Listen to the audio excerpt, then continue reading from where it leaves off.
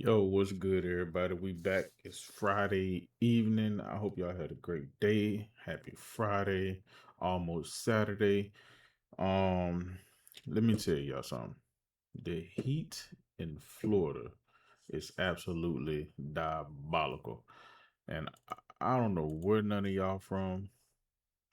Speaking of that, because we all trying to get to know each other, make sure y'all drop where y'all at in the comments so I know where everybody at and where everybody watching from. You know what I'm saying? But the heat down here in Florida has just been absolutely unreal. You know what I'm saying? Like the heat index has been at like 10 or 11, and it's just been so hot. Like at 8 o'clock in the morning, it's like 80 degrees, and it'd be like the temperature would be like it'll say 90, but it feel like 103, or like 94, and it feel like 108, 110. It's crazy, y'all.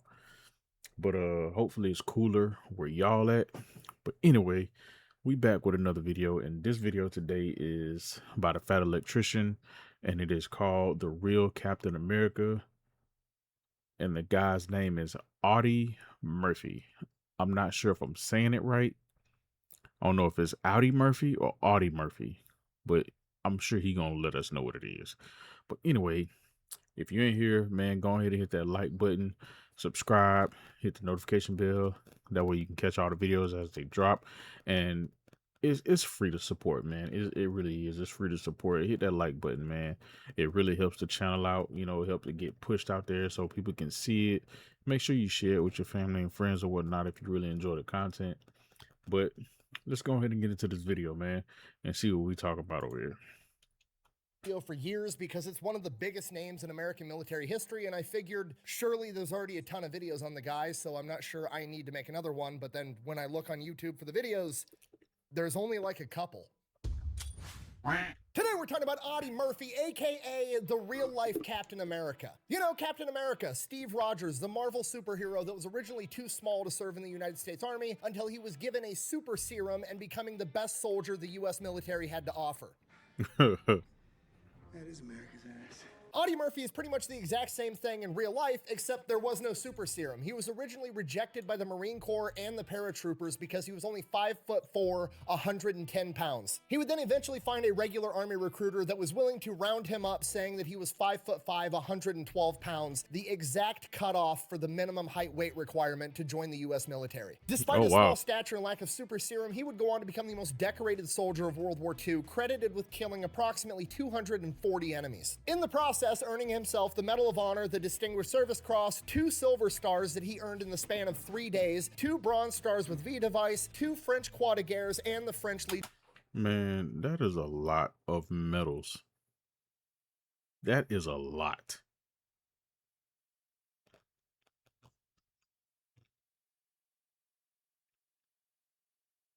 Wow. He was highly decorated. Highly decorated. Of Honor. He would then go on to become a national icon and Hollywood movie star, where he got to portray himself in his own movie about him, and Hollywood made him tone down the story because what he actually did seemed too unrealistic. He was the inspiration for one of the greatest Americans of all time, Master Sergeant Roy Benavidez, to join the Army. In the movie Fury, Brad Pitt, the main character, is based off of Lafayette War Daddy Poole, one of the greatest American tankers of all time. That's another video that we gotta watch as well. I think he did one about War Daddy. So we're gonna have to go check that one out as well. But I did not know Brad Pitt played that role, played his character. So that's pretty interesting. But the final battle scene is actually based on the exploits of Audie Murphy. And while Captain America, the comic book character, predates Audie Murphy's military career, when he was brought back and revived in the 1950s and 60s, it's very obvious that Audie Murphy was the framework that developed that character. If you're not picking up what I'm putting down, I'm trying to tell you that you already know about Audie Murphy, whether you realize it or not, but you're about to learn a lot more right after a word from our sponsor. Delete me. What is that? I don't know. You told me to be here, so I'm here. It looks like a dope shotgun, though. I want it's one. 1301, but now it's a write-off. You see? His wife is so funny, man. But now it's a write-off. There! Coincidence? I think not. All right, here's the deal. Super simple, straightforward business model. You give them money, they turn around and make sure that data brokers on the internet aren't selling your personal information. What does that even mean? Okay, here's the entire internet and every free service on the planet inside of a nutshell. Okay, there's a saying, if you're not paying for the product, you are the product. What that means is pretty much anything on the internet that you use, that's a service, whether that be Google, Facebook, Instagram, Snapchat, all of it. Okay, it's all an app. So one of two things is happening. They're either going to feed you ads, and that's how that company makes money since their service is free, or they're going to collect your personal information, then turn around and sell it to data brokers on the internet, and then they're going to turn around and sell it to whoever buys it, and next thing you know, you're getting 17,000 robocalls every single day. And that's where Delete Me comes in. They will look through all the major data brokers and find the ones that are selling your personal information and submit opt-out requests on your behalf, and then they are legally obligated to comply. And then they'll continue to monitor these data brokers, and if they get your information again, Delete Me will submit an opt-out request again. Basically, you're paying Delete Me to get rid of all the downsides of all of the free stuff on the internet, which I think is absolutely worth it. If you want to check them out, I'll have a link and a discount code down below. Let's get back to the video. Sounds like it's pretty beneficial. Might have to check it out myself. Appreciate that, sir. Chapter 1, Audie Murphy. All right, our story begins on June 20th, 1925, when a young Audie Murphy is born in Hunt County, Texas, as the 7th of 12. That's the craziest thing. He said June 20th. Today is the 19th. How cool would it have been if I would have did this video tomorrow?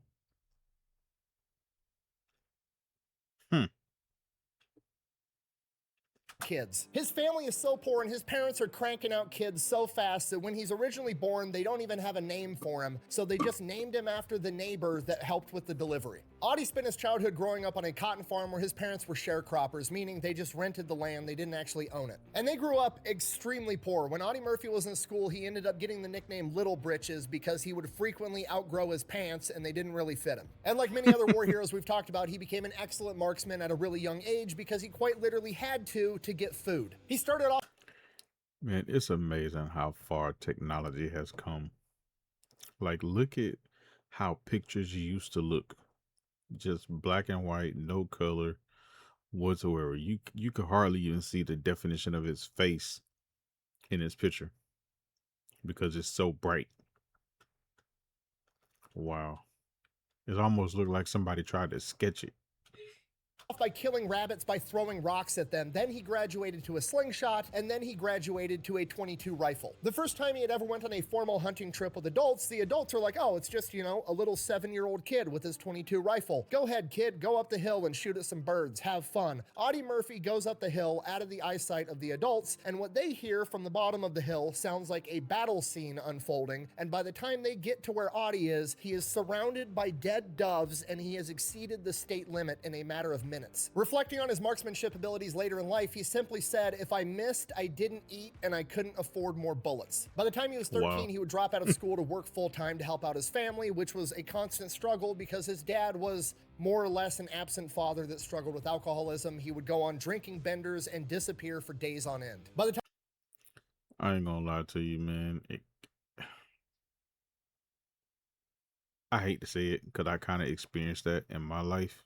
You know what I'm saying? Because me growing up, a lot of the times my real dad wasn't around, you know, because he had his times where he was either on drugs or he was just missing in action. He was either in jail or whatever the case may be. And that was a lot of my experience with my dad as I was growing up. There were times where, you know, I was with him, you know, but it wasn't very long periods of time. You know what I'm saying? Like there was times where I actually stayed at his house or whatever the case may be, but it wasn't very long periods of time. And we didn't really like start to develop a real relationship until I was like 18. You know, it's better now. It's much better now than back then. You know what I mean? But it's rough, you know, having a childhood where you don't really have your real father in your life, you know, on a constant basis, you know, and things that you would like to do with your dad, you never really get to do. You know what I'm saying? So And this guy, he had to experience that because his dad was dealing with alcoholism and all this other kind of stuff. So he having to like play a role of a man that he shouldn't even have to play at this age. By the time he was 15, his dad would walk out the door one day and never return, leaving his mother and 12 kids to fend for themselves. Reflecting Wow. on this later in life, Audie said, and I quote, "Every time my old man couldn't feed the kids he had, he got himself another one. I suppose I hated him because I hate anyone who quits." That's tough. That is tough. Yeah, man. Like,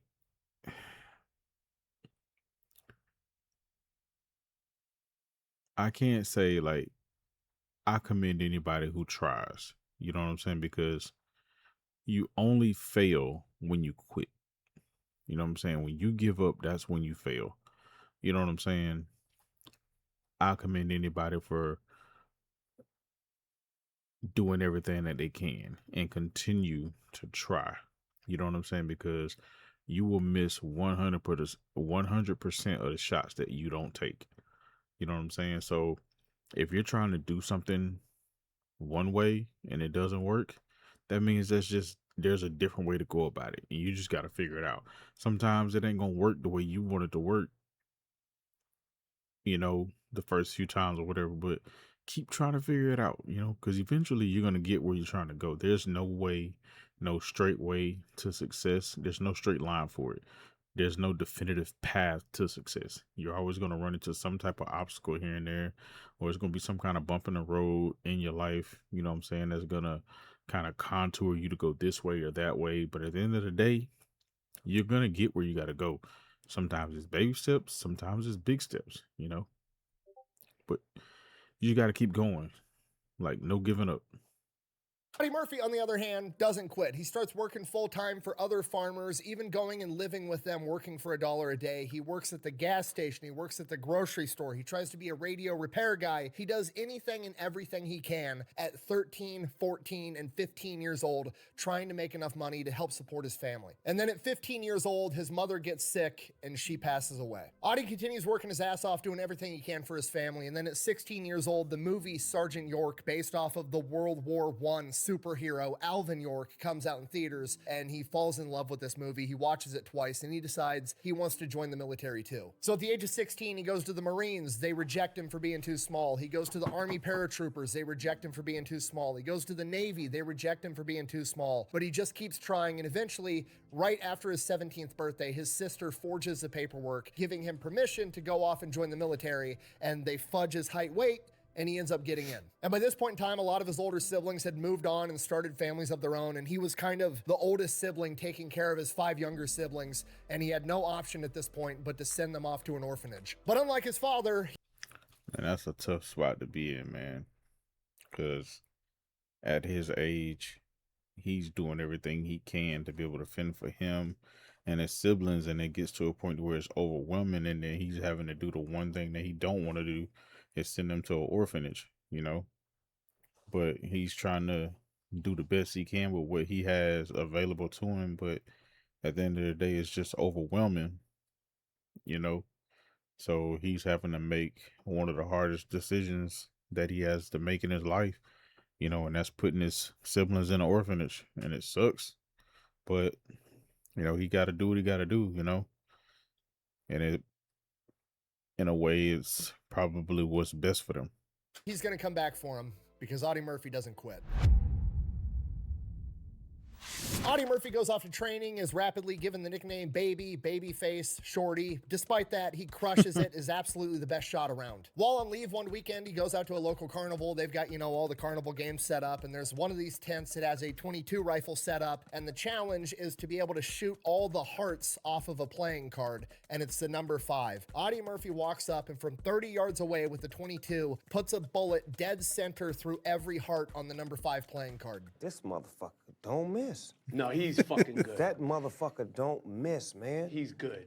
In the heat of battle, he don't miss. No. The man running Just the kick booth my then camera, y'all. refuses to give Audie Murphy his grand prize of $25, which in 1942 is a ton of money. So Audie goes to his commanding officer, explains what happened. Commanding officer's pissed off, like, if my soldier's such a good shot, he won, then he won. That's all there is to it. So they go to the carnival, basically tell the carnival, like, hey, you're going to pay our soldier his grand prize, or we're going to make it so nobody from the military base can come to this carnival at all. So they reluctantly give him his money, but then they ban Audie from any shooting games, period. That's what you call some haters. That's exactly what you call some haters.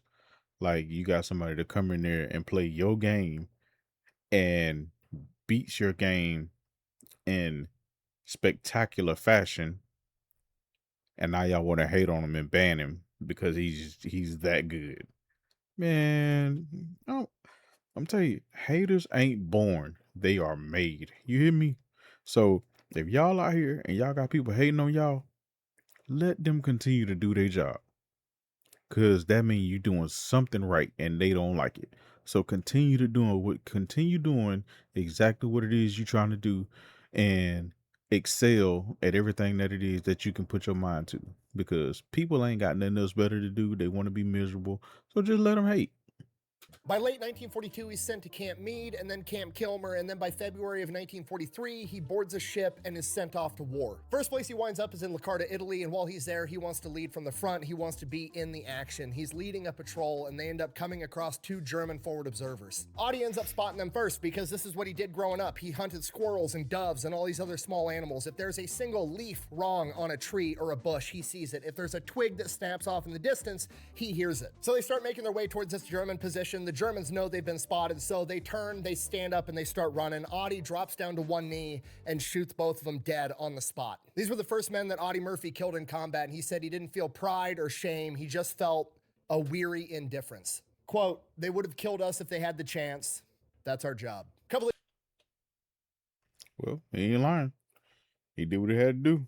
It's either them or him and his men. He did what he was supposed to do. Take them out. Days later, Audie Murphy's platoon is maneuvering, and they end up getting pinned down and ambushed by a German machine gun position, and they are just pinned down, and they're pinned down, and there's absolutely nothing they can do. Eventually, morale starts breaking down. You got to realize these guys are fresh off the boat. They just got into combat, and some of these guys are freaking out, thinking they're going to die. They're a bunch of kids. A couple of dudes are sobbing in the corner, and Audie Murphy's just like, fuck it, I don't quit. I guess I'm just going to don my plot armor and handle this shit myself. Audie Murphy gets up and rushes the machine gun position by himself, screaming at his men to follow as he breaks through the ambush and destroys the position. For this, he would get promoted to corporal, and reflecting on this later in life, he would say that retreating is the most dangerous maneuver possible. When you have no defenses, attack. That's called foreshadowing, just so we're on the same page. Shortly after this, So instead of retreating, he said the best thing to do is attack. I think I get it, because I mean, when you're retreating, you're pretty much open targets. You're not shooting at nobody, and they're shooting at you. So you're more at risk to die versus if you have guns and you still have ammo and you can shoot, you have a chance to kill other people that may be that are shooting at you, and you may be able to kill some of them, and you might be able to live a bit longer, to kill more. I see the logic in it. he winds up getting malaria, gets hospitalized with a fever of 105 degrees. While he is in the hospital, his unit attacks and takes the city of Palermo. He recovers and rejoins his unit by September of 1943, just in time for Operation Avalanche, the invasion of Salerno. Fights through September, fights through October. In October, he ends up getting promoted to sergeant, both because he deserves it, but also because his unit is losing so many men. During the following months, Murphy volunteers to lead conversion and capture patrols, basically going out at night, sneaking around and capturing German soldiers, bringing them back so they can be interrogated for intel. And Audie Murphy excels at this. The men that went with him basically alluded to the fact that he had superhuman senses and could smell Germans in the dark from the type of tobacco they smoked. And by January of 1944, he ends up getting hospitalized. Well, your tobacco smell crazy. If somebody can track you down because of the smell of it and they know exactly what it is, oh. with malaria again. While he's in the hospital, his unit makes an amphibious landing into Anzio, and they are basically deadlocked on the beachhead in a stalemate. Audie Murphy recovers, comes in with reinforcements because so many of his men have been killed, and he is immediately one of the most senior members in his platoon and is promoted to staff sergeant. So Audie Murphy is now the platoon sergeant. He is the highest ranking non-commissioned officer in charge of this platoon. More or less, he's running the show. During the Battle of Anzio, part of the line that Audie and his men are on get attacked by 20 German tanks. Audie sees them coming. He's inside of this cottage. He calls for artillery fire. The artillery ends up knocking out the lead tank and repelling the rest. That night, off in the distance, Audie can hear Germans working on this tank out in the darkness, so Audie leads a patrol out. And when I say leads, I don't mean he took some guys with him. I mean he grabbed some dudes and he would advance 50 yards and then wave his men to follow him after the fact. Literally leading from the front the entire way. He gets his men to about 100 yards from the tank, orders them to stay put as he advances by himself, gets within about 15 yards of the tank and has 2 Molotov cocktails with him, tries to throw them at the tank, but they fail to ignite it. I really thought that would work. From here, he's like, okay, fuck it, runs up to the tank, climbs on top, the hatch is open, there's presumably Germans inside working on it, drops a grenade inside of it, and then starts running back the other direction. This obviously alerts the Germans in the area. They start firing towards Audie. His men 100 yards back start returning fire. He gets a safe distance away from the tank and then fires 6 rifle grenades into the treads, completely disabling it. Then, using a ditch for cover, he makes his way back to his men and they head back to their line. For this, Audie Murphy earns the Bronze Star with V device, his first major medal. Fast forward May.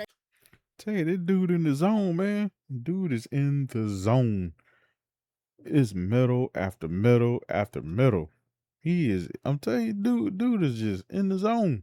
1844, he fights in the Second Battle of Cisterna, where he earns the Combat Infantry Badge. From there, his unit goes into Rome, and it's what you see in the movies. Everybody's celebrating, throwing flowers. You know, the soldiers are here to save us from the evil Nazis. You've all seen the movies. While most of the rest of the men are partying and celebrating and relaxing with the locals, taking some time off, Audie Murphy isn't. He knows if he's going to make it back home to take care of his siblings, he's got to make it through the war first. So he spends all of his free time practicing and getting better at becoming a forward observer, the skills necessary to call in accurate artillery fire. After Rome, his unit is sent to Naples, where they stage and get ready to partake in Operation Dragoon, also referred to as the Forgotten D-Day. It is a massive amphibious landing into southern France. It was actually supposed to take place 2 months prior on D-Day, but due to supplies and resources, they weren't able to. So Murphy and his platoon make this amphibious landing. They press inland. They're coming through all these pine trees, and then they come to the tree line, and there's a vineyard with a big hill on the other side. As soon as they hit this vineyard, they start taking German machine gun fire from up on top of the hill. In his squad, Audie's got 1 guy dead, 1 guy wounded. Him and the rest of the squad are pinned down, and the rest of the platoon is back in the tree line. As soon as they hunker down, the German machine gun fire stops, and then as soon as they go to try to move, the Germans start shooting at him again. After about 20 minutes, Audie Murphy says fuck it and rushes the hill by himself. He said that because the Germans had the high ground and they were manning machine guns, they had to kind of look up so they could see downward where they were shooting, and every time he would see the white of their foreheads, that's what he would fire at. He wound up killing 2 Germans. Tell you, dude in the zone, bro. Dude smart.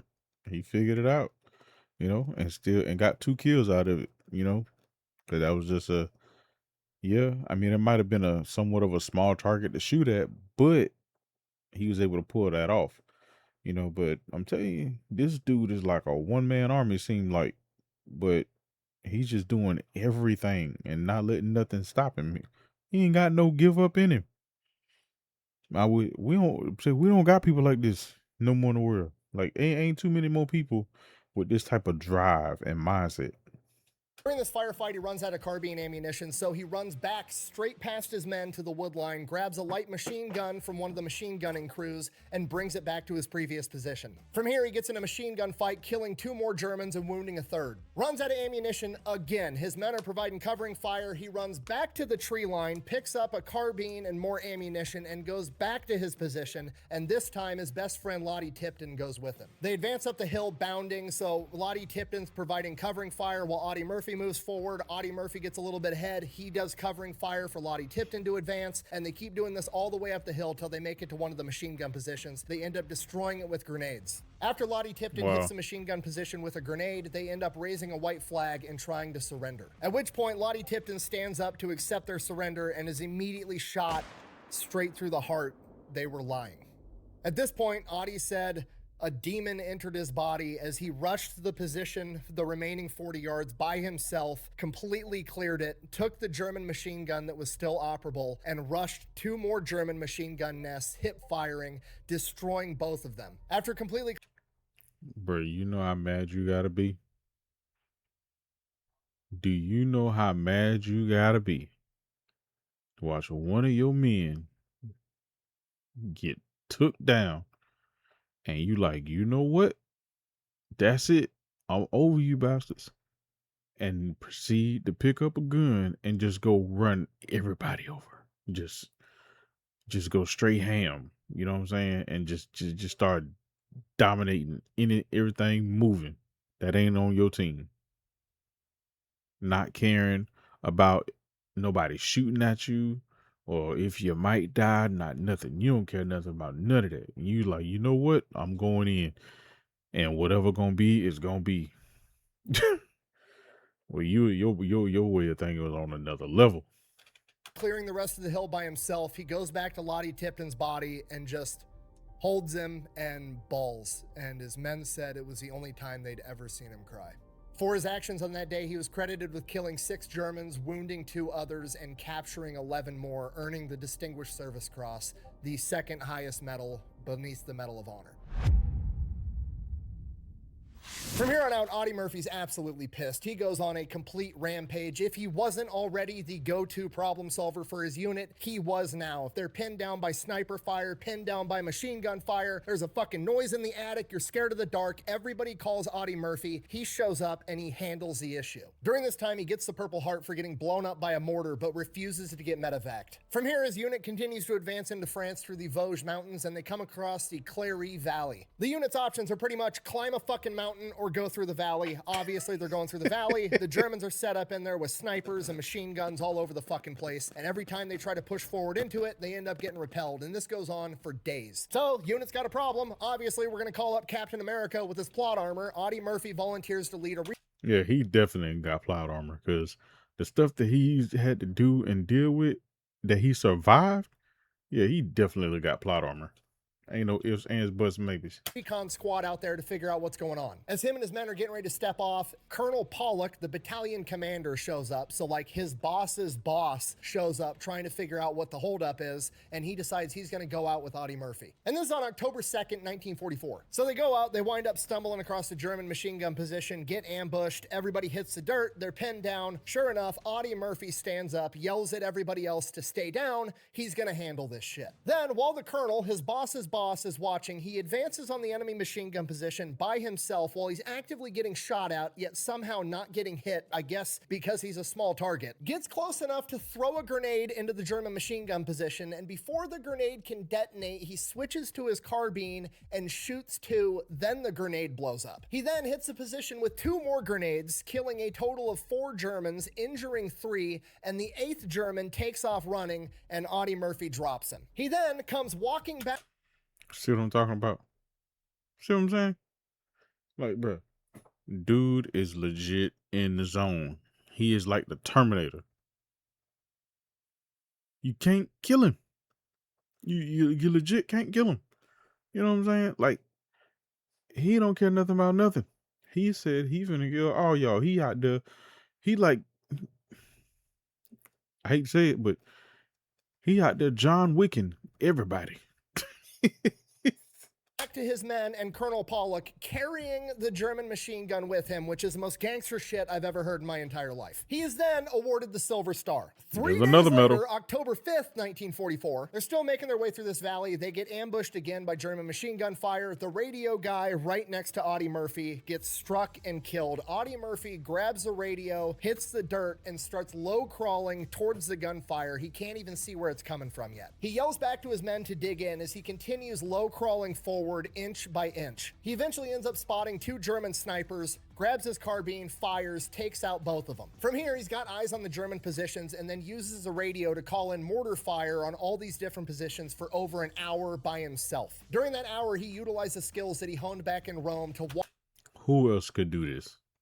Who the else? mortar fire directly into the German positions, and if the Germans tried to retreat, Audie and the men to his rear would pick him off. By the time Audie had cleared all the positions with mortar fire, 15 Germans were dead and another 35 were wounded, and Audie Murphy would get his second Silver Star in the span of 3 days. Dude got 3 medals, or second medal, in 3 days. Bruh. I don't think there's anybody else that has accomplished more than he did in the time span that he did it in. That is absolutely insanity. Man, that dude, he was in the zone. Upon hearing about this, presumably Colonel Pollock calls him into his office, his tent, whatever you want to call it, and is like, so you're going to go ahead and get promoted. You're going to get commissioned. You're going to be an officer now. And Audie Murphy actually rejects the commission to officer. Remember, he dropped out of school when he was 13 years old. He's not that great at reading and writing, and officers have a huge amount of responsibility in writing down and documenting the actions of their soldiers, and he doesn't feel like he's going to do a very good job at that. So he just politely declines. He's happy to keep doing exactly what he's doing. Understood. To which Colonel Pollock replies, no, you're fucking Captain America. You're going to be a commissioned officer so you can lead these men. I'll have somebody else do the paperwork for you. Don't worry about it. So now Audie Murphy is a lieutenant. October 26th, Audie Murphy leading from the front per usual. He ends up getting hit by enemy sniper fire. Somehow they found a hole in the plot armor and it strikes him directly in the ass. Audie Murphy falls to he got Forrest Gumped. Yep. It just jumped up and bit him right in the buttocks. Classic line. Then proceeds, he say, you want to see it? And proceeds to just turn around and moon the whole world right on national television. Got a little Forrest Gump. to the ground, his helmet rolls off next to him, and he doesn't really know what's going on yet, and then all of a sudden, he's looking to see where that gunfire came from, doesn't even realize he's shot yet, and the helmet next to him gets shot by the enemy sniper. Audie Murphy sees the muzzle flash, returns fire, eliminates the enemy sniper. At this point, he realizes he's been with a bullet hole in his butt. Shot. His men come running up asking if he's okay, probably scared shitless, like if Audie Murphy goes down, none of us stand a chance. To which Audie Murphy replies, I'll be damned, I've been shot right in the ass. It was a bullet, wasn't it? Yes, sir. Bit me directly in the buttocks. I knew at some point he was gonna add that clip in here, bro. It was a bullet, wasn't it? Yes, sir. Yes, sir. Bit me directly Right in there the in the buttocks. buttocks. They said it was $1 million wound, but the Army must keep that money because I still haven't seen a nickel I ain't that seen a million. dime of it. So Audie Murphy gets taken to the aid station. He winds up getting gangrene in this gunshot wound, and gangrene is like dead necrotic tissue. The blood supply isn't there, and the tissue just dies and gets rotten and infected. And typically, if you get it on like a foot or an arm, they just have to amputate it. But because this is an ass cheek, and you can't really amputate an ass cheek, they just have to cut out the dead necrotic flesh and pump him full of penicillin and hope he's okay. He winds up in a French hospital. They end up cutting 5 pounds of flesh off of Audie Murphy while they're just pumping him full of penicillin. Bear in mind, the dude's only 112 pounds, and that was before he was running through the mountains in France, fighting in combat every day. So he's probably much less than that at this point. All right. Well, that's rough right there. Whew. This guy doesn't have 5 pounds worth of ass to lose. That's like 5% of his body weight. Ice cream. Regardless, he's in the hospital. He's flirting with all the nurses. The nurses think that he's just this adorable baby-faced little cutie. And then all the other soldiers are telling the nurses like, ma'am, that's fucking Audie Murphy. That's like the deadliest soldier we have. And everybody's just shocked that this baby-faced 19-year-old is like the biggest badass on the planet. He actually winds up proposing to one of the nurses at this point, and despite his charm and baby face and boyish good looks and his reputation of being a complete badass, she declines. Staying on So business. after 2 months of battling gangrene and What you mean? This chapter 2 stand on business. He been standing on business his whole time he been in the service. Even with a shot in the buttocks. Flirting with nurses, Audie Murphy makes a recovery, or at least enough of a recovery to demand to be sent back out with his men. He rejoins his men on January 14th, 1945, and his unit is going to be going into the Colmar Pocket, one of the last German strongholds on the French side of the Rhine. Intel says that there are 9 German divisions there, 50,000 men. On January 20th, his unit moves in. They don't make any headway because they need tanks to be able to punch through this German line. So they wait for the tanks to show up, end up pushing in on January 25th. On January 26th, Audie Murphy and the other 2 officers in his platoon are all hit with enemy mortar fire. The other 2 officers are killed, and Audie Murphy is peppered from his waist down. Being the only surviving officer, he refuses evacuation, and he is now acting commander of the entire company. He leads his company to right outside the town of Holtzwihr, where they get ready to launch an attack. They are staged up right along this wood line. It's a wood line, a dirt road, then a big open field with the town off in the distance. From here, they start staging up, getting ready to make this attack, but they can't do it yet because they're waiting for reinforcements to show up because they need more men. And while that's going on, everybody is just freezing their ass off. It's January, they're living outside, there's snow all over the ground, dudes are getting up, walking around, just trying to stay warm.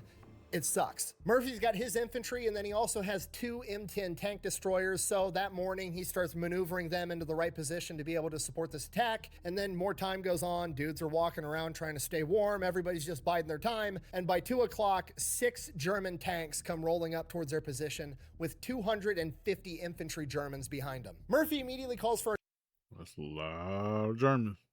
artillery, but the German artillery gets there first, striking one of the M10 tank destroyers, killing 2 crew members and setting it on fire. The other M10 tank destroyers firing at the German tanks, and it's hitting them, but it's not enough to penetrate the German armor, and the shells are just ricocheting off. At this point, he knows they're fucked. There's nothing they can do to these German tanks, so he orders all of his men to fall back into the wood line, as well as the other M10 tank destroyer. While everybody scrambles, Audie Murphy grabs his field telephone, runs over to the first M10 tank destroyer, the one that's on fire, climbs on top of it, pulls the dead lieutenant out of the hatch, sets him aside as he mans a 50 caliber machine gun and his field telephone on top. He begins strafing the German advance with 50 caliber machine gun fire. They're about 200 yards away, while he's also operating the field telephone, calling in for more artillery. As it's getting closer and closer, artillery asks how close they are to his position, and he famously replies, "Just hold the phone, I'll let you talk to the bastards." Bro.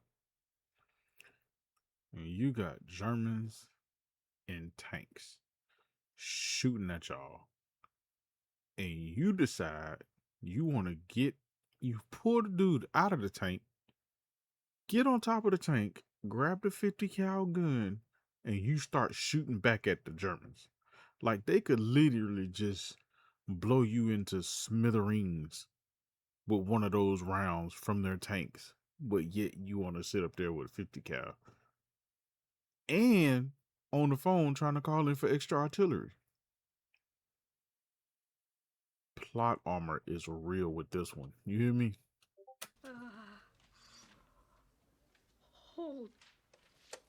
While that's going on, the other M10 tank destroyer, trying to back up, ends up backing up into a ditch, getting stuck with the gun at a useless angle, so now that's out too. So now it is just Murphy standing on top of a flaming M10 tank destroyer that could blow up at any minute if the fuel or the ammunition ignites. What happened? I don't know, it just didn't explode. That's weird. And Audie Murphy is up there engaging the enemy by himself for over an hour. He said the only thing that he was aware of at the time was that the smoke billowing out of the M10 he was standing on was providing a good smoke screen, and that this was the first time in 3 days that his feet were warm. You gotta look for the silver linings. Wow. Now, during the course of this 60-minute battle, his M10 tank destroyer gets struck by German shells 2 more times, and somehow it still doesn't blow up, but he does take a ton of shrapnel into one of his legs. Huh? So now he Really thought that missing one was gonna explode. part of his But butt. Audie Murphy doesn't quit, Now so he he got just keeps shrapnel in his standing on leg. top of a flaming tank destroyer, engaging the enemy by himself, and eventually the Germans had sent 12 infantry troops down an irrigation ditch that was near his M10, and they jumped out attempting to flank him from 10 yards away. He catches them just in time, swings the 50 cal over, and eliminates all 12 German infantry. As he runs out of ammunition for the 50 cal, he calls in the final artillery barrage in on his position as he jumps down off the M10 with a wounded leg and runs back into the tree line and starts reorganizing his men to launch a counterattack. As he's running away, the M10 finally blows up because the fuel or the ammunition ignited right before the artillery barrage hits. That's what exploded? Holy shit, that was crazy. Okay, could you imagine being one of this guy's soldiers? You just watched him fight 250 dudes and 6 tanks by himself I'd have been like, this dude is the GOAT. This dude is the GOAT. Because I wouldn't have did it. I wouldn't have stood up there trying to shoot at all them people, knowing they could have just blew me up and the tank is already on fire and it can blow up at any given moment. Oh yeah. Nah, wouldn't have been me. I'd have been took off into the tree line. Who finna stand around and wait, play them games? Not me. For a fucking hour with no commercials, and then as he runs out of ammo and jumps off the flaming tank, it blows up as he's walking towards you. Cool guys don't look at Desperado. Hey, that movie was wild, bro. Needless to say, everybody was pretty pumped to follow that motherfucker into battle. They launch a counterattack and push the Germans all the way back. After the Germans start retreating, he finally stops in the middle of the field for medical assistance, but still refuses to get evacuated. I could do this all day. For this, he was awarded the Medal of Honor with the citation crediting him with approximately 50 kills. However, the eyewitness accounts of the men that were there that day said that between his 50 caliber fire and the artillery strikes that he was calling in, it was in excess of 100. Wow. In the following days in the Colmar pocket, the German lines are starting to collapse. Things are starting to move a lot faster. When they're coming up on German units, they're just starting to surrender. So as Audie Murphy and his company are advancing, they end up coming up on some Germans that are exhausted. They don't even put up a fight. They're just like, fucking, we give up. Whatever. They surrender. And as they're starting to, take away their weapons, get everything sorted out, 3 German tanks pull out of the wood line across the field with a bunch of infantry behind them. And at this point, I can only assume Audie Murphy's like, I can't do this shit again. I already played this level. I don't want to play it again. As the tanks start advancing towards them, they turn onto the road. They're not spotted yet, but they're gonna be in a second. And Audie Murphy's like, if one of these Germans yells something in German, or if they see us, we're completely fucked. What do we do? And he very quickly grabs one of the Germans' helmets and puts it on his head and has his men do the same. They throw the Germans down on the ground, point their guns at him, basically saying, shut the fuck up, as they wave to the tanks as they roll down the road. Just smile and wave, boys. Smile and wave. And luckily for the Germans, hey, if it worked, can't be mad at it. Can't hate on it. it worked. I have no idea how he would have pulled a win out of that situation, but at this point, I'm fairly confident he would have, because let's face it, the man's the main character. Time to come home.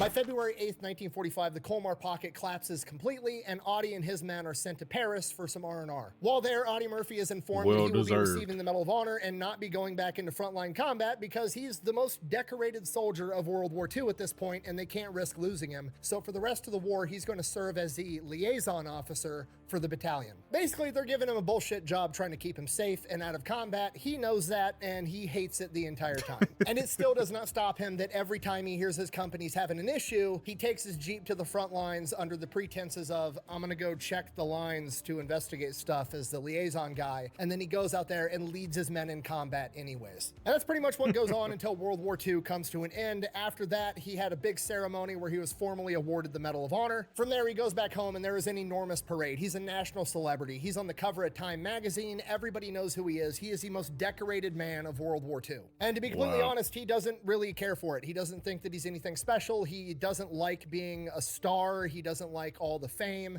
He just kind of wants to be a normal guy. And it's partially just because of who he is as a person, but also because for the rest of his life, he suffers from survivor's guilt and severe PTSD. Despite that, when he's offered the opportunity to act in Hollywood in a bunch of Western movies and to star in his own film about his exploits in World War II, he takes the job not because he wants to be rich and famous, but because he needs the money to take care of his siblings. And when he gets that first big check, and that's pretty much what he's been doing the whole entire while, and why he's been doing it. The first thing he does is he goes to his older sister, who is now a married woman with kids of her own, and says, look, I will buy you and your husband this big, nice house if you're willing to adopt our 5 younger siblings and raise them as your own. And she takes him up on that offer, and he does exactly that. From here, Audie continues to get more rich and more famous. He's in all kinds of movies. His movie, To Hell and Back, was one of the most popular movies of its time. And despite that, he still suffers from this survival guilt and PTSD. It ends up ruining his marriage. He has to take pills just so he can sleep at night. He sleeps with a gun under his pillow. It leads to a gambling addiction. It's rough, and at this point in time, nobody really recognized PTSD, and there wasn't much help, if any help, that he could get. But Audie Murphy doesn't quit, so he did what is, in my opinion, the coolest and potentially the bravest thing that he did in his entire life. He spoke out about it and he told the truth. He spoke out about the fact that he struggled with PTSD and criticized the government for not providing veterans that came back home with help after the war, which I can't stress to you enough is incredible, because he easily could have said, nope, never lost an ounce of sleep in my Hey, it takes a strong man. It takes a strong man to be able to admit those things and speak out about it, you know, because a lot of men we're groomed and trained not to, you know, be vulnerable about, you know, things that we go through and deal with, you know, and we just most of us don't wear our heart on our sleeve, you know, and we just keep things bottled in and locked up, and it ain't always a good thing that we do that, you know, but you know, I definitely commend him for speaking out about it, you know, and because that's something that he's been through a lot of traumatic things, and instead of letting it just eat at him and destroy him completely, you know, he's speaking out about it. You know, it sucks that his marriage didn't work or whatever the case may be, but you know, still he's at a point where he felt like he could speak about it.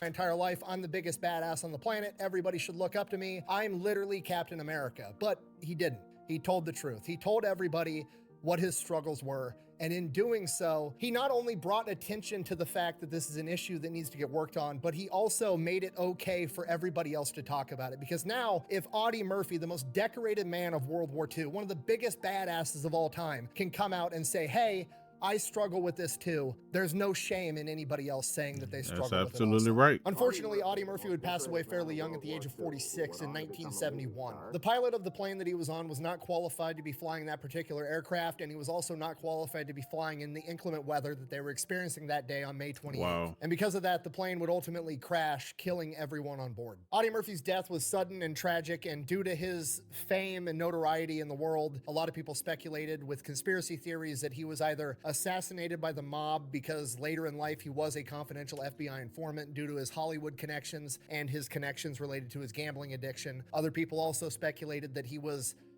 silenced by the United States government for being one of the first big people to speak out about PTSD. I don't necessarily believe either of those, but they were popular conspiracy theories at the time, and if you research into it, you'll find them. Audie Murphy is buried in Arlington National Cemetery, and he's the second most visited grave there behind JFK. Allegedly, Audie Murphy's family was given the opportunity to have Audie buried with a monument or a tomb in Arlington National Cemetery near the tomb of the unknown soldier, but they declined. They were then offered for him to have a gold leaf inlay in his tombstone because he was a Medal of Honor recipient, which they also declined. Because his family knew that Audie Murphy would have wanted a normal grave, just like everybody else. Thank you for watching. Best way to support the channel is I go can buy some respect it. merch over to thefatelectrician.com. Quack bang, out. All that without a super serum, being 5'4", 110 pounds. Okay, this is why you need to be nice to everybody, because you have no idea who you're fucking with. I agree. Well, so that's the end of that one, y'all. Man, that was a really good one. And as a matter of fact, hold on, because I want to make sure I give the person who told me this video a shout out. Give me 2 seconds. 2 seconds. Hold up.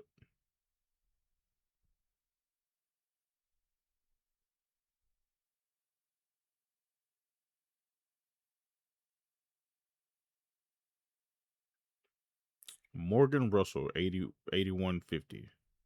Yeah. So shout out to you, man, for requesting this video. Great video, man. So I hope you guys enjoyed it as much as I did. And make sure you guys hit that like and subscribe button, man, so we can keep running this channel up. Give me some more stuff to react to. You know, drop those videos in the comments. And I will catch y'all on the next one. But till then, oh, and make sure y'all go to Fat Electrician page, man, and make sure y'all give him a subscribe, give him a follow as well. Show him some love over there on his page, on the original video. And like, comment, subscribe, man. Till next time, we out.